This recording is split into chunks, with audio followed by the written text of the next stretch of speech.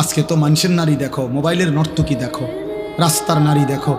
যদি কোনোদিন দেখো যে তোমার বিবাহিত স্ত্রী 2 নম্বর, চরিত্রহীন, সেদিন বুঝবা কষ্ট কাকে বলে। কসম খোদার। আর জাহান্নামের আগুনে জ্বলতে হবে না। অসৎ স্ত্রী তোমার ঘরে তোমার জীবন আগুন ধরায় দিবে, জাহান্নামের আগুন জ্বালায়। এজন্য কোরআন শরীফ আছে ওয়াকিনা আযাবান নার, হে আল্লাহ আমাকে জাহান্নামের আগুন থেকে বাঁচান। এই আয়াতের হযরত আলী একটা তাফসীর এটাও করছেন, আল মারআতুস সু, এই জাহান্নামের আযাব থেকে বাঁচান বলে উনি বলছেন এটার একটা ব্যাখ্যা এটা যে হে আল্লাহ আমাকে অসৎ নারী থেকে বাঁচান।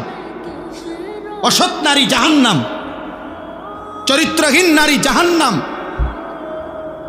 ওই আগুনের টুকরা। সেদিন কষ্ট পাইবা, দুকে দুকে মরে যাবা।